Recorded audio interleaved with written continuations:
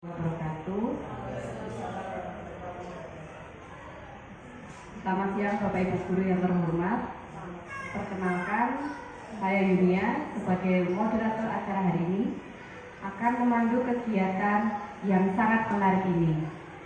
Mari sebelum kita memulai kegiatan pada siang hari ini, bersama-sama membaca bacaan basmalah. Bismillahirrahmanirrahim. Untuk selanjutnya, sambutan dari Bapak Kepala SDN Surabaya 02 Abdul Nur Arif, SPP MSI, kami persilakan.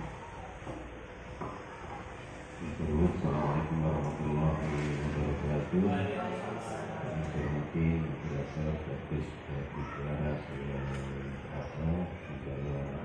narasumber pada siang hari ini. Mari pertama-tama Bapak Ibu kita senantiasa mengucapkan puji syukur kepada Allah SWT atas limpahan rahmat dan karunia sehingga pada siang hari ini alhamdulillah kita yang hadir di sini masih diberi banyak kenikmatan, lebih-lebih kenikmatan kesehatan, keselamatan, kesempatan sehingga hari ini kita beri kesempatan untuk belajar bersama dalam rangka komunitas belajar dan insya Allah nanti membawa kebaikan dan keberkahan untuk kita semuanya.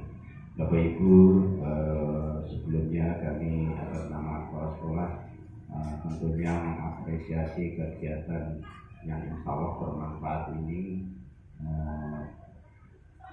Kegiatan intinya untuk mengedukasi teman-teman pendidik yang mana kemudian itu sendiri bertujuan untuk meningkatkan mutu dari pendidikan itu sendiri, yang mana muaranya kita bisa meningkatkan kompetensi pendidik itu yang masuk di dalam anggota komunitas itu sendiri, memfasilitasi interaksi sehingga misalnya ada pembelajaran yang sedikit ada yang belum ditingkatkan, ya tentunya secara konkret ini bisa kita tingkatkan bersama. Jadi banyak sekali manfaat komunitas belajar sehingga mulainya satu yaitu meningkatkan mutu pendidikan, meningkatkan mutu guru itu sendiri dalam hal kegiatan belajar mengajar. Sebab itu saya betul-betul mengapresiasi kegiatan hari ini. Mudah-mudahan ini menjadi satu langkah lebih maju untuk komunitas belajar kita sehingga betul-betul mengedukasi teman-teman pendidik untuk lebih bergerak maju lagi dalam pembelajaran yang mana muaranya tentunya akan dirasakan oleh anak-anak kita. Karena apa? Karena pendidikan tentunya akan lebih baik lagi, lebih maju lagi nanti betul-betul dirasakan oleh anak didik kita. Saya kira itu yang bisa saya sampaikan. Terima kasih kepada Bu Tiara satu narasumber dan Bapak Ibu guru yang hari ini bisa mengikuti. Mudah-mudahan kegiatan ini membawa manfaat dan keberkahan untuk kita semuanya. Terima kasih. Saya akhiri. Assalamualaikum warahmatullahi wabarakatuh. Terima kasih Bapak Arif atas sambutannya. Pada kesempatan kali ini kita akan mendengarkan pemaparan materi dari Ibu Tiara dengan judul Gober Dolanan, Gerakan Olahraga Bersama Dolanan Anak. Saya yakin presentasi ini akan memberikan wawasan yang berharga bagi kita semua. Silakan Bu Tiara.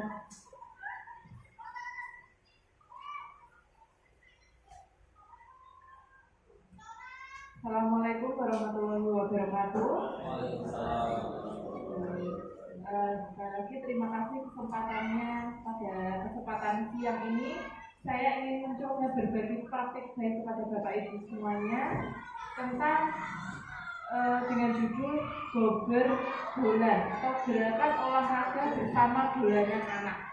Ya, jadi di sini tuh fokusnya saya itu ke pendidikan gerak melalui permainan modifikasi permainan tradisional.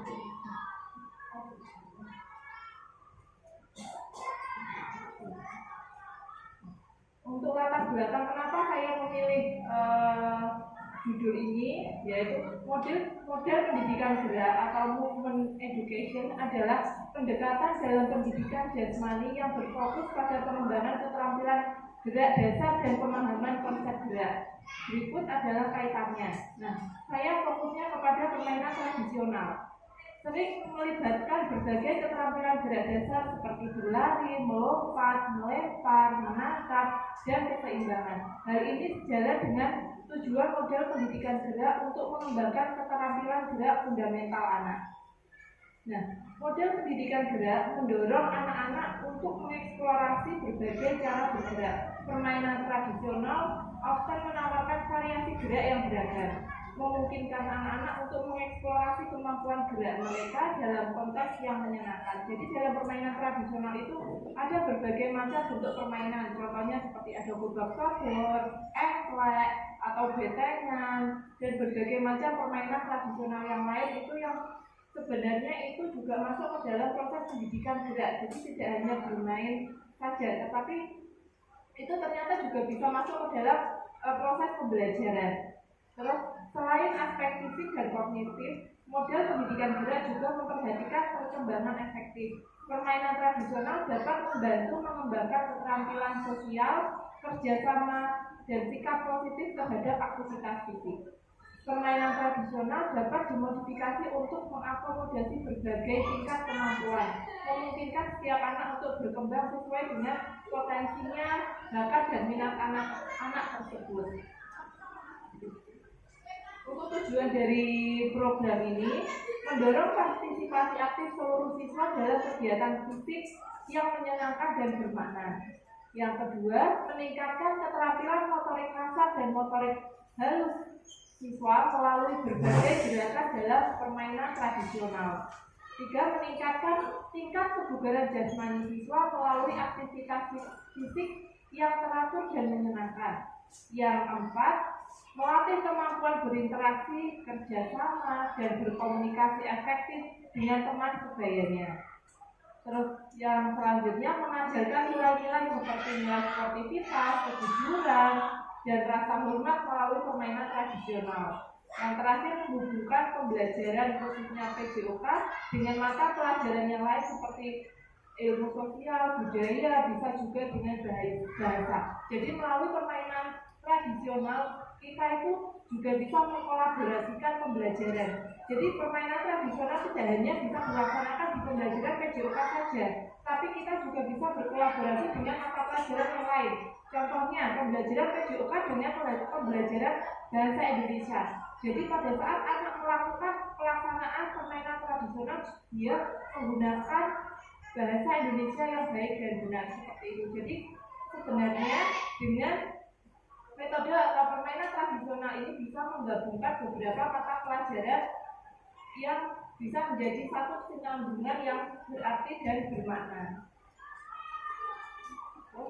Capaian langkah dan hasil yang diharapkan dalam program kegiatan ini, guru berusaha menerapkan pendidikan gerak melalui kegiatan berdolan atau gerakan olahraga bersama dolanan anak.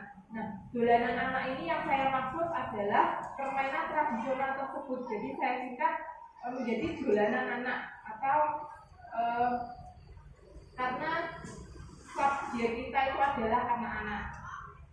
Terus kegiatan dimulai dengan diskusi bersama murid tentang permainan apa saja yang ingin mereka mainkan. Jadi di sini itu murid diberikan voice dan choice.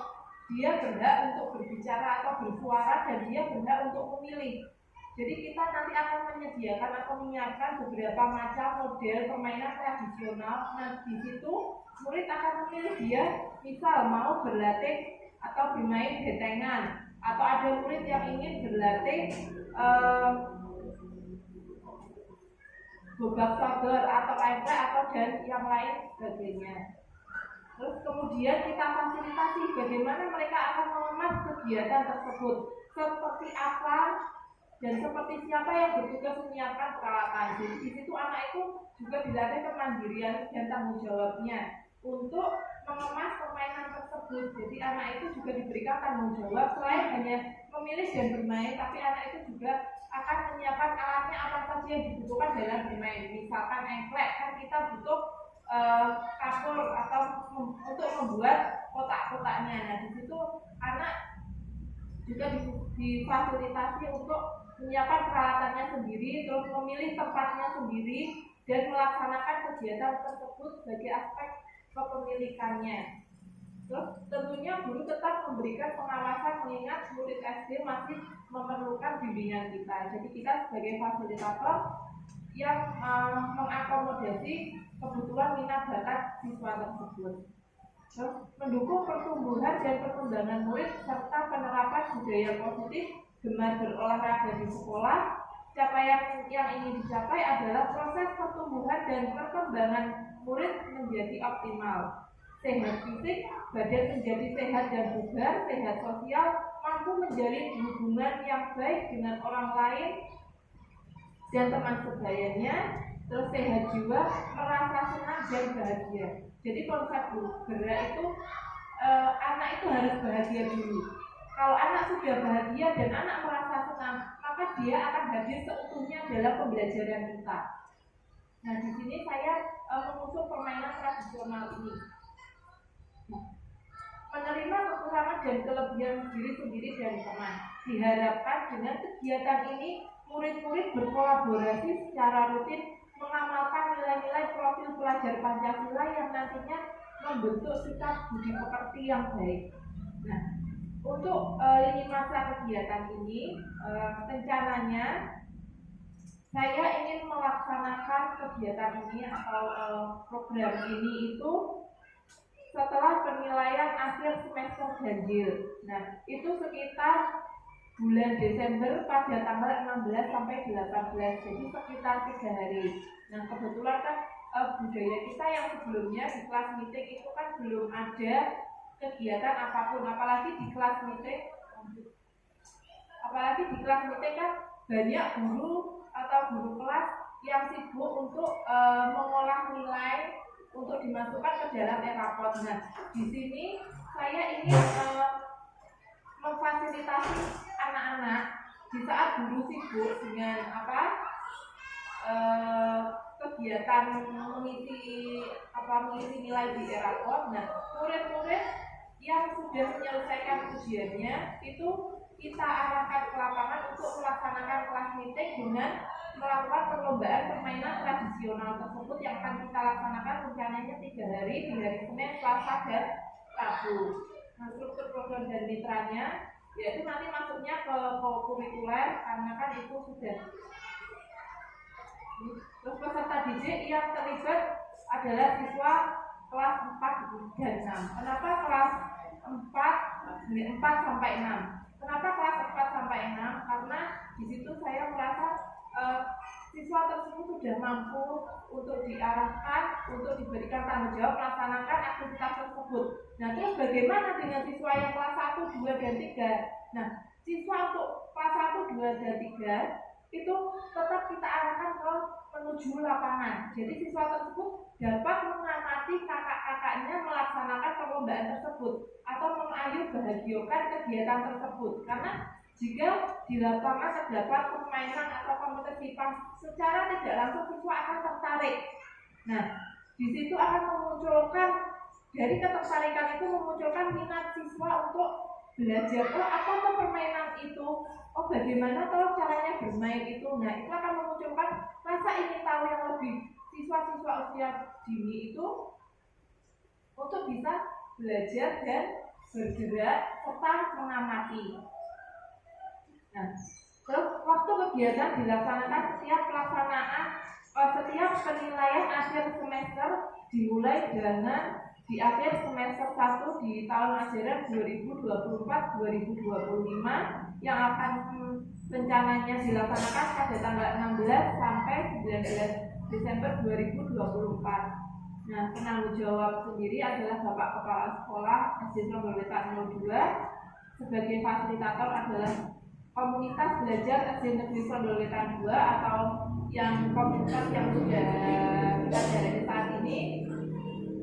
Pembel Presto Baka yang terdiri dari guru mapel PJOK, guru kelas sebagai koordinator dengan masing-masing kelas dan maupun guru mapel lain yang ada di sekolah. Jadi nanti waktu pelaksanaannya memang motornya itu guru PJOK, tapi dengan jumlah murid yang sangat banyak itu guru PJOK pun juga memerlukan bantuan dari guru mapel yang lain untuk bisa berkoordinasi,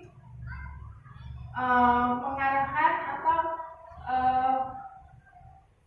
memfasilitatori siswa-siswa tersebut dalam pelaksanaan permainan tradisional tersebut, yang nanti pasti akan ada beberapa macam permainan yang akan dilakukan oleh anak-anak kelas 4 sampai dengan kelas 6. Apalagi kan kita ada di 2 rombel, otomatis ada 6 kelas yang akan bermain di lapangan SD Negeri Penghormatan 02. Terus mitra dengan guru kelas dan guru mapel yang lain, mitra dengan sponsorship atau dari komite dan paguyuban kelas masing-masing yang nanti akan membantu memperlancar proses berjalannya kegiatan kelas meeting tersebut. Kapasitas yang dimiliki, modal kita memiliki beberapa aspek sumber daya di sekolah ini. Tentunya yaitu modal manusia. Modal manusia yang pertama adalah Bapak Kepala Sekolah sebagai penanggung jawab, guru kelas maupun guru mapel yang sudah berstrata 1 semua, terus dan memiliki kompetensi yang sangat baik, serta murid dan wali murid atau masyarakat. Modal fisik atau lapangan yang kita miliki, halaman sekolah, alat olahraga, dan juga kita memiliki juga aula sekolah. Terus modal sosial yaitu silaturahmi yang terjalin dengan baik dengan berbagai pihak, yaitu dengan kita berkolaborasi dengan baik. Terus modal lingkungannya, lingkungan sekolah yang sejuk, asri, dan nyaman untuk pelaksanaan kegiatan tersebut. Terus modal finansial yaitu dari dana bos. Untuk rencana dan evaluasinya, tujuan pembelajarannya meninjau ketercapaian tujuan pembelajaran, umpan balik dari murid tentang bagaimana pengalaman dalam pembelajaran tersebut, terus mengumpulkan dan mendapatkannya melalui refleksi dari murid tersebut. Jadi setelah kegiatan itu tidak hanya kegiatan selesai sudah, bukan seperti itu, tapi setelah kegiatan nanti kita akan melakukan refleksi. Dari refleksi itu kita akan tahu, akan ada evaluasi apa kekurangan dari kelas meeting tersebut. Kalaupun ada kelebihan akan kita tingkatkan, kalau ada kekurangan nanti akan kita evaluasi dan kita perbaiki di tahun pelajaran berikutnya. Terus refleksi guru terhadap perencanaan, pelaksanaan, dan pengelolaan kegiatan. Jadi refleksi bukan hanya dari siswa, tapi nanti juga ada masukan-masukan dari Bapak Ibu guru yang lain untuk memperbaiki program ini menjadi jauh lebih baik lagi dan dapat konsisten kita laksanakan setiap akhir semester. Terus evaluasi kinerja tim, meninjau kolaborasi dan kinerja tim dalam kegiatan. Terus evaluasi penerapan konsep high play, meninjau penerapan konsep high play dari sikap sportif terintegrasi dengan baik selama pelaksanaan. Mengevaluasi bagaimana murid menghormati aturan, menghargai lawan, dan menunjukkan etika olahraga yang baik. Jadi di situ kita menekankan sikap sportif terhadap anak. Jadi pada saat pertandingan kita tidak hanya melihat anak itu dari menang kalahnya saja atau dari hasilnya, tapi dari prosesnya. Anak itu sportif atau tidak, anak itu mengikuti aturan dengan baik atau tidak, anak itu curang atau tidak, dan dapat menghargai temannya atau tidak. Terus evaluasi manajemen kelas dan pengelolaan waktu, efektivitas, keaktifan murid yang terlibat sesuai dengan perannya masing-masing nanti. Kemungkinan tantangan. Yang pertama, pengelolaan waktu. Jadwal yang padat dan keterbatasan waktu dapat mempengaruhi penyelenggaraan. Nah, ini waktu sangat penting karena kita melakukan 3 hari, kita memang harus merencanakan perencanaan yang matang sehingga pada saat pelaksanaan kita tidak akan kekurangan waktu atau mungkin kelebihan waktu yang sehingga nanti akan mengganggu proses berjalannya pertandingan-pertandingan yang lainnya. Terus faktor alam atau cuaca, karena lapangan kita nanti rencananya akan kita lakukan di lapangan outdoor, akan sangat terpengaruh dengan kondisi cuaca, panas atau hujan. Terus motivasi peserta, peningkatan motivasi peserta dapat menjadi tantangan terutama jika mereka mengalami kegagalan atau kelelahan selama kegiatan. Nah, di sini biasanya anak-anak jika sudah merasa capek atau dengan kondisi cuaca yang sangat panas itu akan sangat mempengaruhi mood atau perasaan peserta didik. Nah, di situ yang mungkin akan menjadi tantangan kita karena dari hal-hal tersebut nanti akan bisa memunculkan gejolak-gejolak emosi anak yang mungkin akan mengganggu dalam jalannya pertandingan tersebut. Terus manajemen tim, kesulitan dalam manajemen tim termasuk perbedaan kemampuan, kepribadian atau konflik antar pemain. Evaluasi dan umpan balik, memberikan evaluasi yang efektif dan memberikan umpan balik yang konstruktif kepada setiap peserta. Terus yang terakhir, keterlibatan orang tua dan komunitas. Kurangnya dukungan atau keterlibatan orang tua dan komunitas dapat mempengaruhi motivasi dan dukungan peserta. Terus solusinya, di sini adalah kita melakukan penjadwalan yang efisien. Jadi nanti di lapangan A dan B itu sudah kita setting kelas 4, 5 sampai 6 itu nanti akan bertanding di jam-jam berapa. Jadi semuanya harus sudah terjadwal dan terstruktur dengan jelas beserta waktunya agar tidak terjadi bentrok. Terus menggunakan pendekatan positif dan memberikan motivasi tambahan melalui pengakuan dan pujian.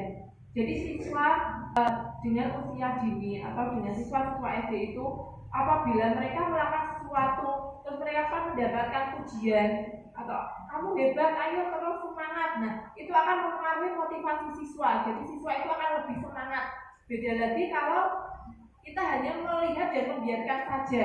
Nah, siswa yang merasa lelah, capek dan bosan tadi, moodnya akan semakin jelek atau perasaannya juga akan semakin tidak semangat untuk melakukan aktivitas olahraga atau bahkan emosi. Nah, caranya dengan kita memberikan afirmasi positif atau pengakuan dan pujian pada siswa tersebut.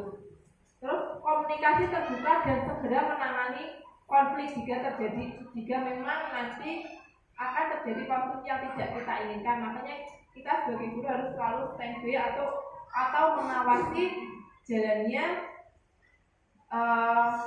lomba di kelas meeting tersebut. Terus memberikan umpan balik secara individual untuk setiap peserta, mengadakan pertemuan dengan orang tua dan komunitas belajar untuk menjelaskan tujuan dari program ini. Jadi biar semua ikut mengayuh bahagia kegiatan kelas meeting ini dan semuanya bisa mendukung atau membantu mengoptimalkan jalannya perlombaan pada kelas meeting melalui permainan tradisional ini.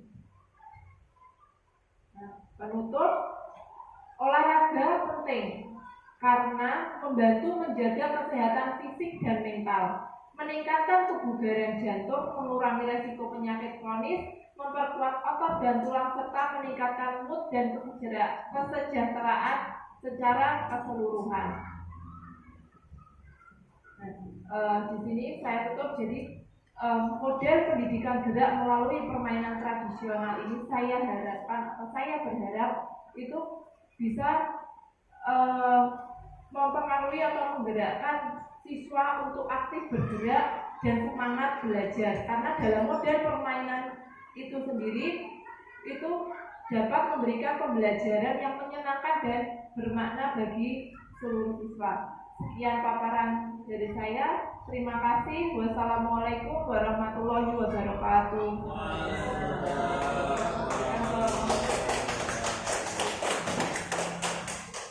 Terima kasih Bu Tiara yang telah memberikan paparan yang sangat berharga untuk kita semuanya. Nah, pada kesempatan kali ini kita mulai dengan sesi tanya jawab. Kami bagi menjadi 2 termin. Termin pertama dengan 2 pertanyaan, Monggo Bapak Ibu yang ingin bertanya kami persilakan. Ya, silakan Bu Lis. Ya, terima kasih atas waktunya. Kita tahu bahwa kemampuan siswa kita itu berbeda-beda. Pertanyaan saya, bagaimana cara untuk memodifikasi permainan tradisional agar sesuai dengan kemampuan yang berbeda-beda tersebut? Terima kasih. Terima kasih Bu Lis. Kami tampung dulu untuk pertanyaan kedua. Silakan Bu Isna. Untuk pertanyaan saya itu manfaat utama menggunakan permainan tradisional dalam pendidikan anak itu apa? Terima kasih Bu Isna. Monggo Bu Tiara selaku narasumber menjawab pertanyaan dari Bu Lis dan juga Bu Isna. Sebelumnya, terima kasih. Saya akan menjawab pertanyaan dari Bu Lis dan Bu Isna, tapi sebelumnya saya akan menjawab dulu pertanyaan dari Bu Lis. Tadi pertanyaannya itu bagaimana cara memodifikasi permainan tradisional agar sesuai dengan kemampuan siswa yang berbeda-beda. Jadi, maka gitu. Nah, untuk menurut saya, modifikasi dapat kita lakukan dengan menyesuaikan ukuran area permainannya, Bu. Jadi tidak saklek, misal ukuran yang sebenarnya itu 10 meter. Nah itu jika kapasitas kita hanya memiliki lapangan selebar 5 meter, nah itu bisa kita modifikasi. Kita modifikasi lapangan dan juga peraturannya yang sesuai dengan sarana dan prasarana yang kita miliki. Terus mengubah aturan untuk mempermudah atau mempersulit permainan. Jika memang lapangannya itu lebih kecil, aturannya bisa kita modifikasi.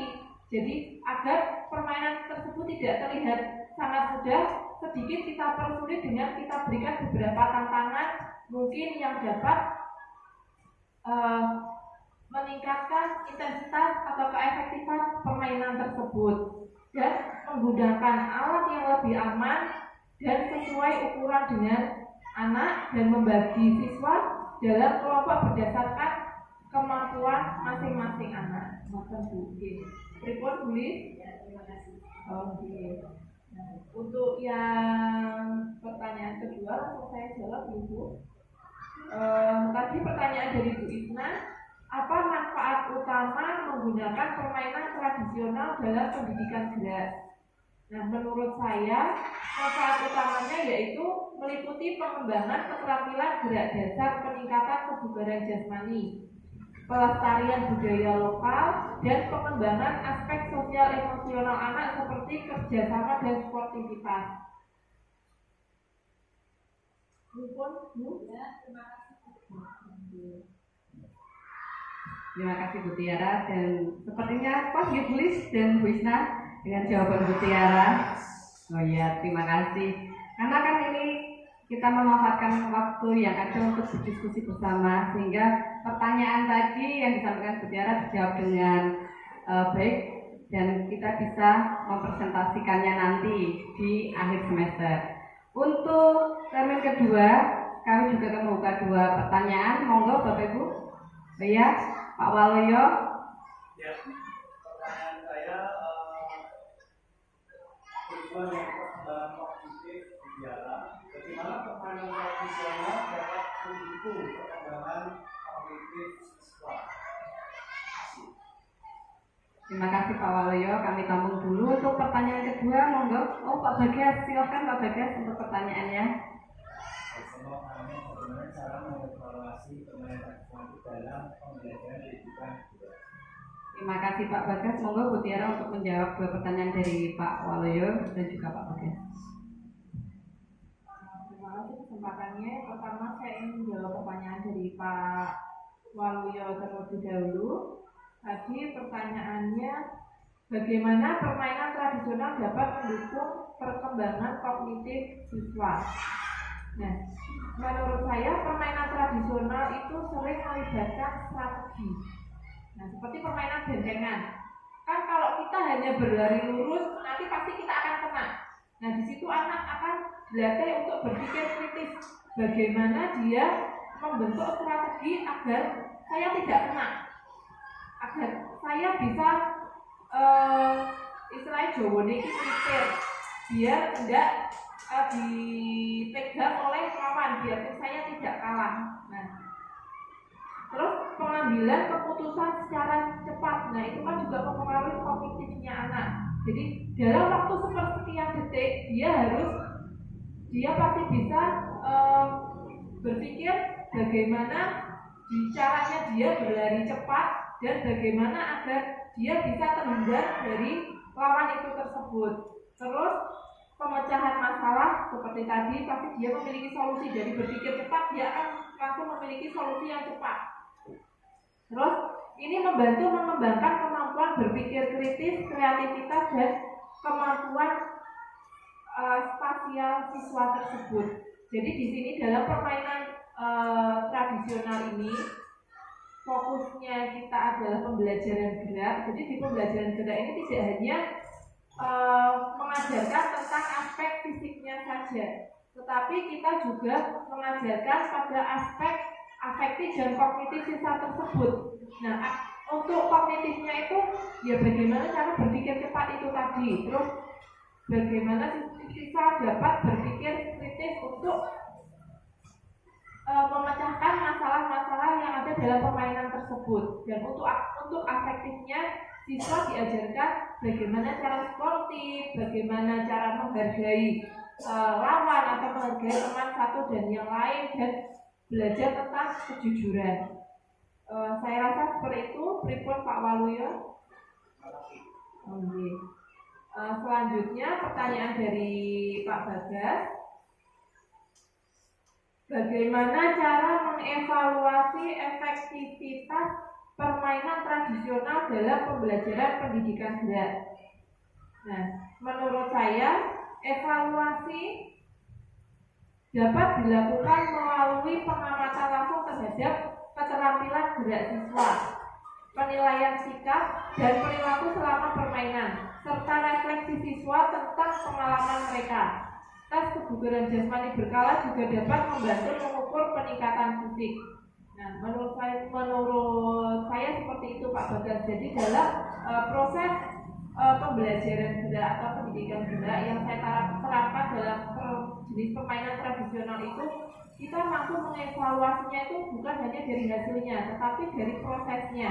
Jadi bagaimana anak itu bergerak, terus tadi pengamatan langsung keterampilan anak itu seperti apa. Nah, dari situ kita dapat langsung melakukan evaluasi, termasuk juga setelah pertandingan kita juga melakukan tanya jawab atau refleksi dari siswa tersebut.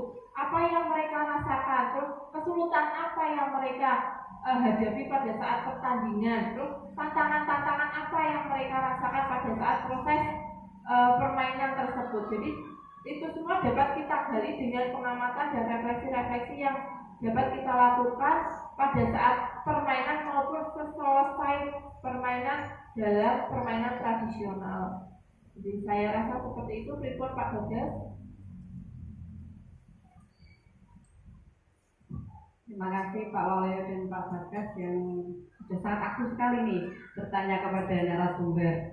Karena pada siang ini memang kami tujuannya untuk mengaktifkan kita semuanya supaya bergerak bersama, untuk terus belajar bersama dan berkontribusi dalam pembelajaran untuk generasi emas. Demikian kegiatan pada siang hari ini. Mari kita tutup dengan bacaan hamdalah. Alhamdulillahirrahmanirrahim. Semoga apa yang menjadi materi yang disampaikan Bu Tiara bermanfaat untuk kita semuanya.